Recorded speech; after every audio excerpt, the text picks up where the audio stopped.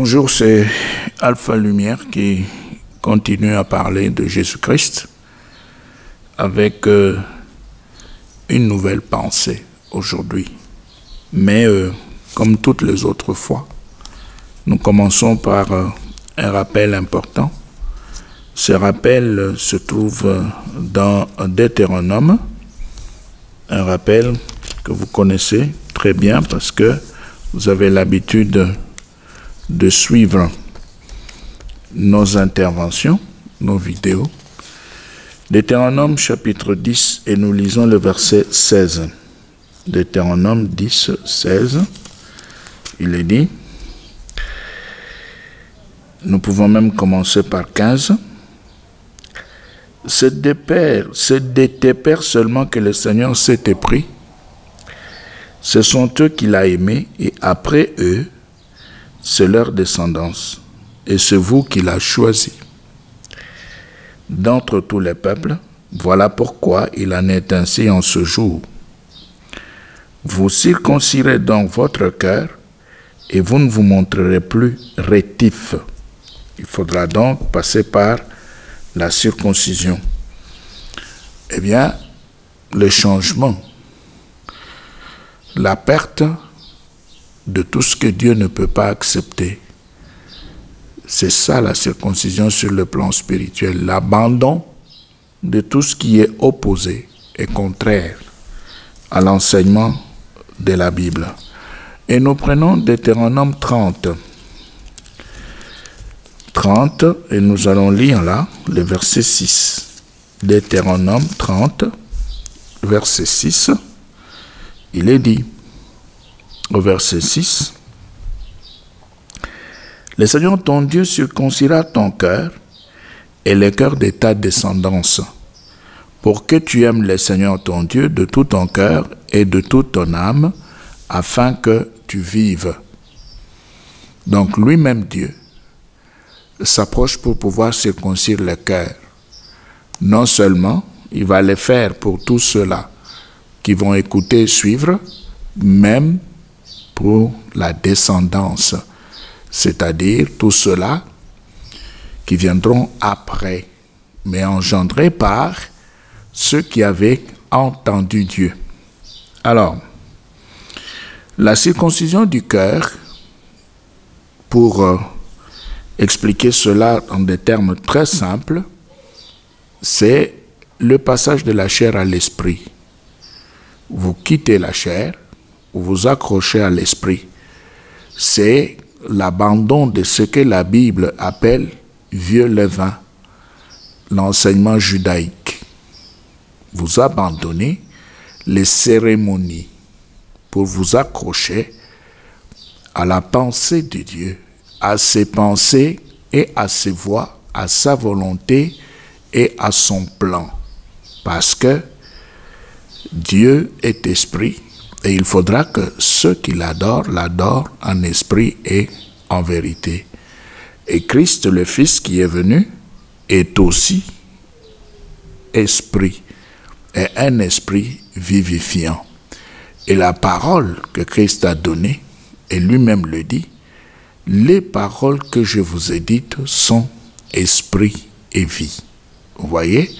Donc, il y a là un sérieux problème. Un sérieux problème pourquoi? Un sérieux problème parce que il faudra que celui qui a connu la circoncision de son cœur puisse effectivement passer de la chair à l'esprit. Qu'il ne puisse pas seulement parler de l'esprit, mais vivre et pratiquer l'enseignement de l'esprit. Entrer dans les pensées et voies de Dieu pour pouvoir parler de la volonté du plan de Dieu. C'est cela. Nous pouvons lire dans Jean chapitre 6, et nous allons voir ce que Jésus avait donné comme instruction. Jean 6, 63. Jean 6, 63. Voilà. Le maître est en train de parler et ces paroles nous donnent une bonne instruction. 63, Jean 6, écoutez, il est dit, c'est l'esprit qui fait vivre. Donc si vous n'êtes pas un esprit, il n'y a pas de vie. Si vous êtes dans la chair, vous mourrez. Mais c'est l'esprit qui fait vivre, la chair ne sert de rien. Les paroles que moi, je vous ai dites, sont esprit et sont vie. Vous voyez, nous sommes là dans la Bible en application. La nouvelle Bible d'études des Seconds. Alors, maintenant, Christ a donné un enseignement. Et son enseignement est considéré aujourd'hui comme étant sa doctrine. Sa doctrine.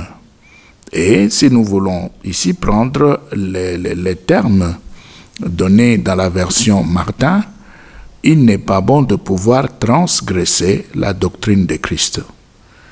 Il faut rester dans la doctrine de Christ. Et alors, pour quelle raison? Pour quelle raison? Voilà, c'est pourquoi cette intervention va porter un titre, les prescriptions apostoliques. Les prescriptions apostoliques. Voilà. Pourquoi nous voulons parler de prescriptions apostoliques? Parce que la vie de Dieu ne peut passer que par les prescriptions apostoliques. Si on laisse de côté les prescriptions apostoliques, on aura une autre vie qui n'est pas celle de Dieu. On aura une vie qui n'avait pas été prévue par Dieu. C'est une vie qui sera contraire à la vie de Dieu. Alors, dans Matthieu, lisons d'abord dans Matthieu, chapitre 20, vous allez voir, là où Christ donne cet ordre-là à ses apôtres. Matthieu, nous lisons Matthieu 28, Matthieu 28 et les versets 19 et 20. 28 Matthieu, versets 19 et 20, vous allez voir que Christ a donné cette instruction à ses disciples. Il dit quoi? Il dit ceci. Nous pouvons même commencer par le verset 16. Les 11 disciples allèrent en Galilée, sur la montagne que Jésus avait désignée. Quand ils le virent, ils se prosternèrent, mais quelques-uns eurent de doutes. Jésus s'approcha et leur dit, « Toute autorité m'a été donnée dans le ciel et sur la terre. » Toute autorité, tout pouvoir, etc. 19. Allez, faites de gens de toutes les nations des disciples. Baptisez-le pour le nom du Père, du Fils et de l'Esprit Saint. Verset 20. Et enseignez-leur à garder tout ce que je vous ai commandé.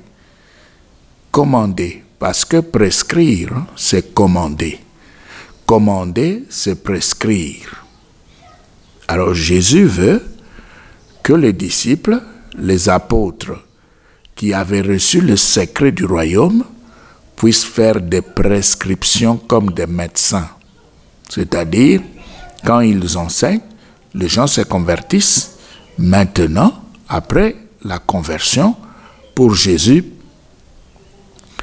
les apôtres ou les disciples devaient donner des prescriptions, c'est-à-dire montrer aux gens ce qu'ils devaient pratiquer, comment ils devaient vivre, comment ils devaient abandonner la chair pour l'esprit. C'est aussi l'une des raisons pour lesquelles vous verrez que dans la Nouvelle Alliance, on ne vous donne pas les modalités de festivité. On ne vous dit pas que pour fêter Noël, voici ce qu'il faut faire. Pour fêter la Pâque, voici ce qu'il faut faire. Pour fêter la Pentecôte, voici ce qu'il faut faire. Il n'y a pas de modalités. Et même pour la bénédiction nuptiale, il n'y a pas de modalités. Et même pour ce qu'on appelle aujourd'hui dans les églises, danse, ou alors les comportements des chrétiens, le modèle apostolique a ses recommandations. C'est un modèle qui a ses exigences. Dans les domaines de l'habillement, vous allez voir que la mode actuelle n'a pas de place dans l'Église de la Nouvelle Alliance.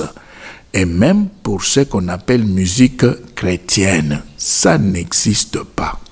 Alors maintenant, nous sommes d'abord dans les prescriptions apostoliques.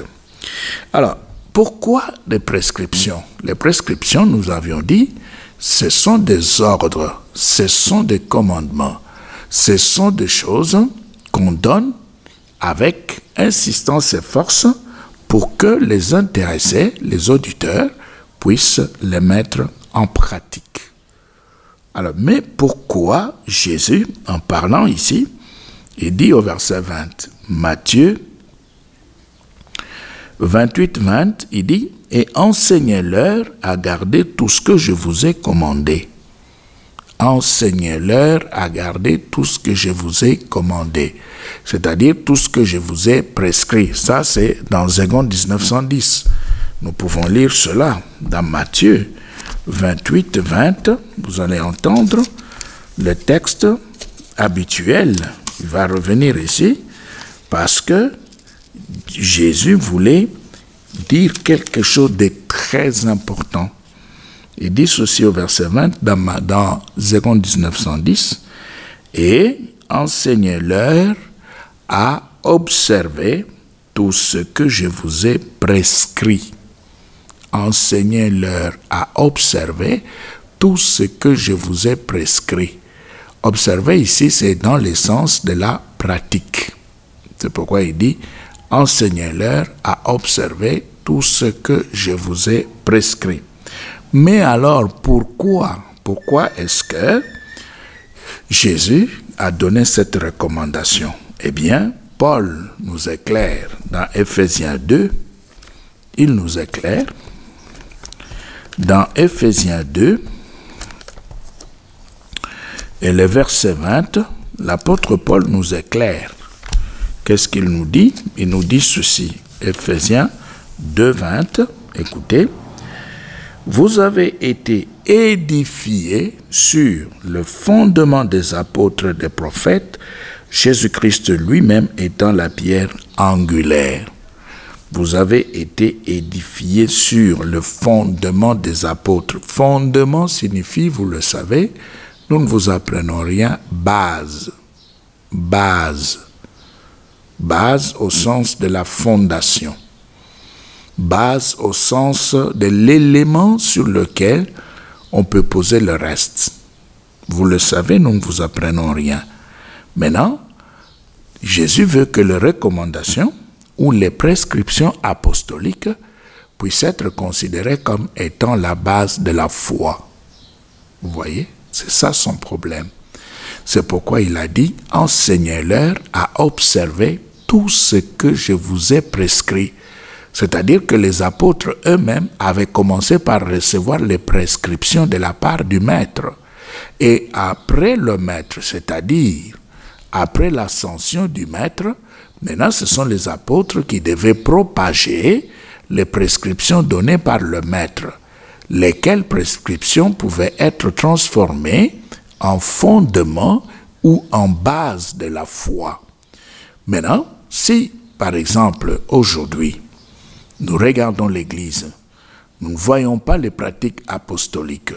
Ça veut dire que les églises qui ne sont pas dans les prescriptions apostoliques se trouvent dans d'autres prescriptions. Les prescriptions apostoliques donnent une direction dans la pratique, dans le comportement, déterminent la nature et la qualité des actions que nous devons avoir dans l'Église. Mais maintenant, si par exemple dans une église, on a un comportement, on a des activités qui n'ont rien à voir avec les prescriptions apostoliques, c'est qu'on est sorti de la culture apostolique. Et comme on est sorti de la culture apostolique, on est donc dans une autre culture. On est dans autre chose. Nous prenons un exemple. Parce que ici, si nous relisons, nous pouvons relire Éphésiens 2, le verset 20. Et même nous commençons par le verset 19. Ainsi donc, vous n'êtes plus des étrangers, des étrangers. Ça veut dire que vous n'avez plus une culture extérieure. Vous avez la culture de la maison de Dieu, la culture de Dieu, la culture de l'Esprit de Dieu, la culture de la doctrine de Christ.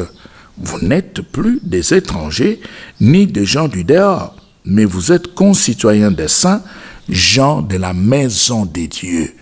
La maison de Dieu ici n'est pas une maison physique terrestre visible. La maison de Dieu ici est une maison spirituelle, vous le savez. C'est une maison, nous pouvons le lire dans Hébreux. Dans Hébreux 3, lisons, dans Hébreux chapitre 3, et vous allez voir que la maison de Dieu n'a rien à voir avec la maison visible, la maison terrestre, la maison. Ici, nous prenons Hébreux chapitre 3 et nous lisons le verset 6. Mais Christ l'est comme fils sur sa maison, et sa maison se noue, pourvu que nous retenions jusqu'à la fin la ferme confiance et l'espérance dont nous nous glorifions. Voilà. Donc c'est bien dit ici, Christ l'est comme fils sur sa maison, et sa maison se noue. Vous voyez? Donc ce n'est pas, quand on parle ici, dans Éphésiens 2, 19, quand Paul parle de la maison, ne voyez pas une maison physique terrestre, c'est bien dit. Ainsi donc, vous n'êtes plus des étrangers, ni des gens du dehors, mais vous êtes concitoyens des saints, gens de la maison de Dieu. Quand on dit concitoyens des saints, qu'est-ce qui pourra faire voir que, effectivement, nous sommes des concitoyens de saints? Mais c'est la culture apostolique. C'est la culture apostolique qui fera effectivement voir que nous sommes des concitoyens des saints. C'est-à-dire, nous avons le même comportement avec les saints qui nous ont précédés. Vivants ou morts, mais qui nous ont précédés, nous avons le même comportement par rapport à la même culture que nous avions assimilée à partir des prescriptions apostoliques. Les prescriptions apostoliques restent la source valable pour l'Église de la Nouvelle Alliance. Mais quand on abandonne les prescriptions apostoliques, on est tout à fait dans autre chose. C'est pourquoi, si nous prenons, par exemple, nous allons d'abord enlever ça, nous enlevons la Bible en application, nous voulons rester avec vous dans 2 1910, et là, nous allons prendre, par exemple, Genèse chapitre 3, Genèse 3, et nous prenons le verset 11. Genèse 3, voilà, on y est, et nous voulons lire avec vous le verset 11. Nous pouvons même remonter au verset 7. Genèse 3, 7 jusqu'à 11. 7. Les yeux de l'un et de l'autre s'ouvrirent. Ils connurent qu'ils étaient nus. Et ayant cousu de feuilles de figuier, ils s'en firent des ceintures. Alors ils entendirent la voix de l'Éternel Dieu, qui parcourait le jardin vers le soir. Et l'homme et sa femme se cachèrent loin de la face de l'Éternel Dieu, au milieu des arbres du jardin. Verset 9. Mais l'Éternel Dieu appela l'homme et lui dit, « Où es-tu » Suivez bien, s'il vous plaît, au verset 10. Il répondit, « J'ai entendu ta voix dans le jardin et j'ai eu peur parce que je suis nu et je me suis caché. » J'ai entendu, j'ai eu peur parce que je suis nu et je me suis caché. Ça veut dire que la voix qu'il venait d'entendre, c'était une voix qui présentait un comportement qui était contraire à ce que lui vivait dans sa vie. Un comportement tout à fait contraire. C'est pourquoi il a eu peur. Il s'est regardé, il a regardé le comportement qui était dans la voix qu'il était en train d'entendre. Il s'était rendu compte du fait que c'était le jour et la nuit. Et il a eu peur. Et puis il est allé se cacher. Et c'est ce qu'il dit à Dieu. C'est comme quelqu'un qui voulait lui dire, ce que je suis en train de faire, ça n'a rien à voir avec ce que tu veux que je puisse faire. C'est pourquoi j'ai peur. C'est pourquoi je veux me cacher. Maintenant, si vous sortez des prescriptions apostoliques, eh bien, vous êtes dans autre chose. Vous êtes dans autre chose, vous n'êtes plus du côté de Dieu. Vous n'avez plus rien à voir avec Dieu. Parce que, au verset 11 maintenant, écoutez. Et l'Éternel Dieu dit, qui t'a appris que tu es nu? Est-ce que tu as mangé de l'arbre jaune que je t'avais défendu de manger? Qui t'a appris que tu es nu? Qui te l'a dit? C'est-à-dire, tu as aujourd'hui un comportement qui n'a rien à voir avec mes prescriptions. Mais d'où vient ce comportement-là? Parce que dans mes prescriptions à moi, on devait avoir un autre type de comportement. Mais le comportement que je vois, c'est un comportement qui n'a rien à voir avec mes prescriptions, avec ce que j'avais dit, avec ce que j'avais commandé. Voilà pourquoi Jésus, en donnant l'ordre à ses disciples, il a dit, enseigne-leur à observer tout ce que je vous ai prescrit. Et quand ils vont observer, quand ils vont commencer à pratiquer, qu'est-ce qui va alors se passer? Ils auront un comportement digne de mon nom. Et quand on va voir ce comportement, eh bien on va me glorifier parce que ça sera un comportement qui va se retrouver dans la culture apostolique, dans la culture biblique.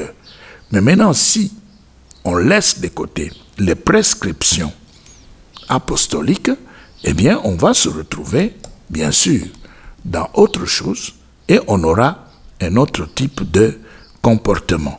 C'est pourquoi ici, vous allez voir que Dieu, en posant la question à Adam, qu'est-ce qu'il lui dit? Qui t'a appris? Qui te l'a dit? Comment tu l'as su pour changer de comportement? Voilà la question. Donc, ça veut dire que ce qu'on entend reste la source de nos actions et de tout ce qu'on peut avoir comme comportement. Ce qu'on entend. C'est pourquoi Paul dira, la foi vient de ce qu'on entend. Et ce qu'on entend, Paul précise, il dit, ça vient de la parole de Christ. Pourquoi il donne cette précision-là? C'est pour que nous puissions rester dans le domaine des prescriptions apostoliques, les apôtres qui observaient la doctrine de Christ Jésus. Vous voyez? Alors, nous pouvons d'abord lire cela dans Romains. Nous lisons cela dans Romains, au chapitre 10 et le verset 17. Romains 10, 17, écoutez. C'est Paul qui parle en s'adressant aux Romains. Qu'est-ce qu'il dit? Il dit, ainsi la foi vient de ce qu'on entend, et ce qu'on entend vient de la parole de Christ. Vous voyez? Et même si nous ajoutons le verset 18, vous allez comprendre l'utilité de l'observation ou de la pratique des prescriptions apostoliques. Il dit au verset 18, « Mais je dis, n'ont-ils pas entendu? Au contraire, leur voix est allée par toute la terre, et leur parole jusqu'aux extrémités du monde. » N'ont-ils pas entendu? N'ont-ils pas entendu? Vous voyez? Et dans Hébreu, si nous allons dans Hébreu, on nous dit ceci dans Hébreu. Et vous allez voir pourquoi il faut absolument rester dans les prescriptions des apôtres, ne pas sortir des prescriptions apostoliques. Parce que si vous sortez des prescriptions apostoliques, c'est vrai, vous allez continuer, vous allez avoir un autre type de comportement. Et par le comportement, on va tout de suite découvrir le type de prescription que vous observez, que vous pratiquez. Même si vous ne voulez pas le dire, nous allons voir cela simplement par votre comportement. Alors il est dit ici, aujourd'hui, si vous entendez sa voix, n'endurcissez pas votre cœur. Vous voyez? Aujourd'hui, si vous entendez sa voix, n'endurcissez pas votre cœur. Pourquoi? Parce que justement, celui qui entend la voix de Dieu, Celui qui entend la voix de Dieu et qui endurcit son cœur sort des prescriptions. Il sort des prescriptions bibliques. Et quand il sort des prescriptions bibliques, là maintenant, ça veut simplement dire que la parole de Dieu a été simplement négligée. On va se retrouver dans une autre culture. Et c'est pourquoi l'apôtre Jean dit ceci dans 2 Jean. 2 Jean au chapitre 1er, parce qu'il n'y a qu'un seul chapitre, et le verset 9. Quiconque va plus loin et ne demeure pas dans la doctrine de Christ n'a point Dieu. Celui qui demeure dans cette doctrine a le Père et le Fils. Voilà. Quiconque va plus loin et ne demeure pas dans la doctrine de Christ n'a point Dieu. Et celui qui demeure dans cette doctrine a le Père et le Fils. Ça veut dire que si vous restez dans les limites des prescriptions apostoliques, vous êtes dans la doctrine de Christ. Mais si vous sortez des prescriptions apostoliques, vous n'êtes plus dans la doctrine de Christ. Et comme vous n'êtes plus dans la doctrine de Christ, eh bien vous avez tout perdu et Dieu le Père ne pourra plus être avec vous.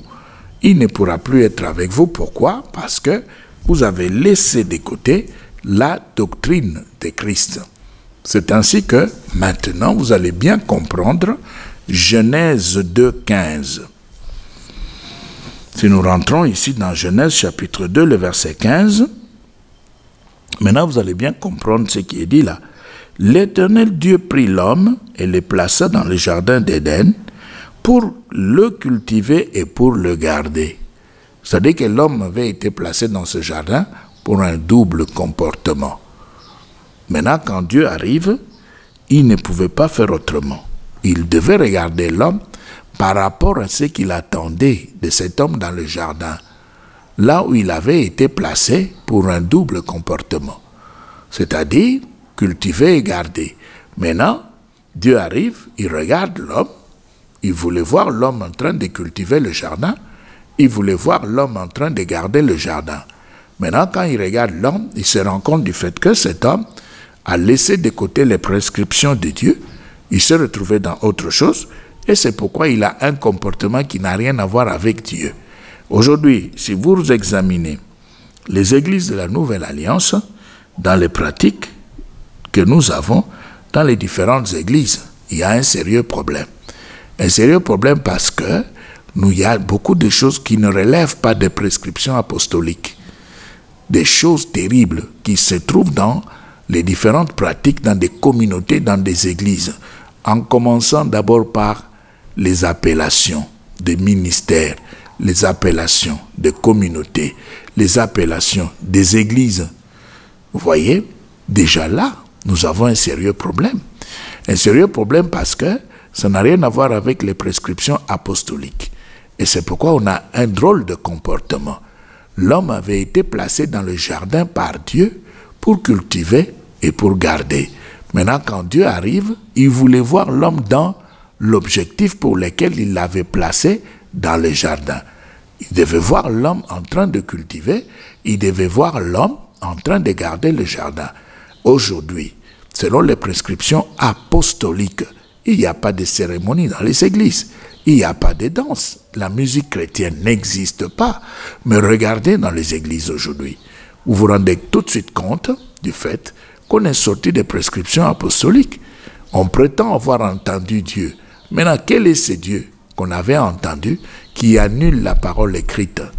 Tout ce qui a été dit ou la révélation donnée ne s'aligne pas, ne reste pas sur la ligne des Écritures. Les femmes sont mal habillées dans les églises aujourd'hui. Vous avez les habits transparents, les habits légers, vous avez les bijoux exagérés sur le corps, les mèches, les plantes, le rouge à lèvres, les mascaras. Regardez nos chanteuses, toujours sur de hauts talons, mini-jupes, jupes serrées, et elles sont toujours là, prétendant servir Dieu. Mais là, on est sorti des prescriptions apostoliques, parce que nous ne voyons pas cela. Les apôtres nous recommandent la simplicité dans la présentation. La simplicité dans la présentation pour un enrichissement intérieur. Un enrichissement intérieur qui glorifie Dieu. Malheureusement, ce n'est pas ce que nous voyons dans les églises aujourd'hui. Alors, dans Proverbes, au chapitre 12, dans Proverbes, nous prenons Proverbes 12, et là, nous allons prendre le verset 11. Proverbes 12, et le verset 11, il est dit, on nous dit ceci, « Celui qui cultive son champ est rassasié de pain, mais celui qui poursuit des choses vaines est dépourvu de sens. » Cultiver son champ ici, par rapport à l'Esprit de Dieu, c'est rester dans les limites des prescriptions apostoliques, dans les limites de la parole que Dieu avait donnée. Vous ne pouvez pas sortir de là et prétendre servir Dieu. On vous dit que la musique chrétienne n'a pas de soubassement biblique. Dans la culture apostolique, la musique chrétienne n'existe pas. Mais qu'est-ce qu'on fait? On s'entête, on prétend avoir reçu un appel, on prétend avoir reçu une révélation. Ça n'a rien à voir avec Dieu. Nous ne voyons pas cela dans les églises de la Nouvelle Alliance qui reposent véritablement sur le fondement apostolique. Nous avions dit que le fondement, c'est la base. C'est l'élément sur lequel on peut tout faire reposer, ou alors, même dans la construction d'une maison, pour élever les murs, on a besoin de la base, on a besoin de ce fondement-là pour que la structure supérieure puisse tenir et que cette structure ne puisse pas se détruire. Alors, pour terminer, dans Marc au chapitre 7, vous allez voir, Marc 7, nous allons prendre 2 ou 3 versets. Dans Marc 7, vous allez voir, nous prenons 10 jusqu'à 13. Marc 7, 10, 13. Il est dit, « Car Moïse a dit, honore ton père et ta mère, et celui qui maudira son père ou sa mère sera puni de mort. » Vous voyez? On donne la parole, on donne des prescriptions pour fixer le comportement. Maintenant, ce que vous faites là, ça vient d'où? Quelle est la parole qui soutient ce que vous êtes en train de faire? Ça se trouve dans quel type de prescription? Vous voyez? C'est là le problème. Verset 11. Mais vous dites, si un homme dit à son père ou à sa mère, ce dont j'aurais pu t'assister est corban, c'est-à-dire une offrande à Dieu, vous ne les laissez plus rien faire pour son père ou pour sa mère. 13. Écoutez maintenant. Annulant ainsi la parole de Dieu par votre tradition. Voilà le problème des hommes. Les cérémonies charnelles se présentent et annulent la parole de Dieu pour les plaisirs de la chair de l'homme. Les cérémonies charnelles. Regardez, dans les églises aujourd'hui, nous avons des uniformes. Il y a des gens qui se mettent dans des uniformes. Non, ça n'a rien à voir avec les prescriptions apostoliques. Rien du tout. Mais les gens préfèrent être dans les uniformes parce que ça leur fait plaisir, parce qu'ils trouvent que c'est bon. Mais dans les prescriptions apostoliques, il n'y a aucune recommandation qui nous demande de pouvoir être en uniforme noir-blanc, bleu-blanc, vert-blanc. Non. Ou alors inventé pour faire la différence. C'est le plaisir de la chair. On annule la parole de Dieu pour la tradition ou le plaisir charnel. On va très loin. Et ici, Jésus dit que vous avez établi. Et vous faites beaucoup d'autres choses semblables. Vous voyez? Et vous faites beaucoup d'autres choses semblables. C'est-à-dire, vous sortez des prescriptions apostoliques et vous faites beaucoup d'autres choses semblables. Et alors, à ce moment-là, Dieu va aussi s'éloigner parce que le comportement ne l'engage pas. Et comme il n'est pas concerné par le comportement qui provient de ce que lui n'a pas commandé, il est attristé et là, il s'éloigne. Que Dieu vous bénisse.